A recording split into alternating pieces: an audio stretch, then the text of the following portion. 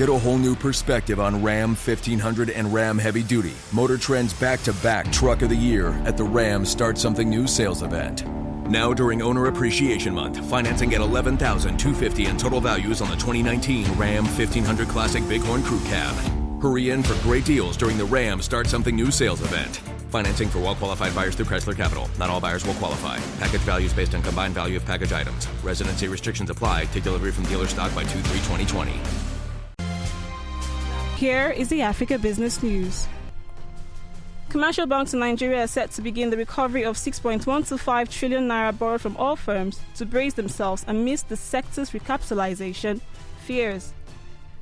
The bank have reportedly issued correspondence to oil firms, marginal field operators and downstream operators as debts in the sector, according to the 2018 CBN Financial Stability Report, showed that 1.235 trillion naira had been added to the sector's debt profile. Banks are beginning to take over collateral tied to the loans.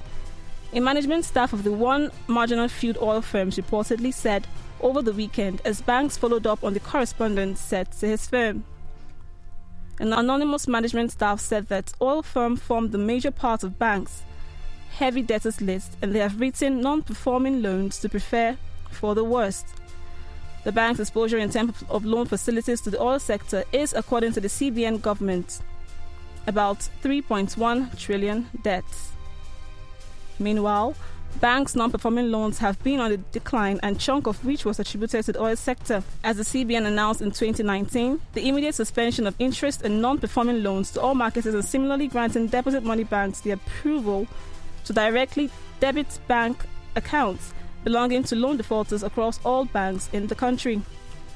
However, according to the analysts, CBN planned recapitalization projects might trigger fresh waves of mergers and acquisition in the banking industry, adding that though the country's banking industry has grown strong, its capital adequacy ratio increased from 10.2% in December 2017 to 15.5% in September 2019, and the percentage of non-performing loans declined from its high of 14.7% in January 2017 to under 7% at October 2019. Banks had helped indigenous firms with financing, helping them become key players in the nation's oil and gas industry. But in recent years, indigenous firms are now struggling to maintain the assets they acquired through federal government's marginal field program. Thank you very much for listening.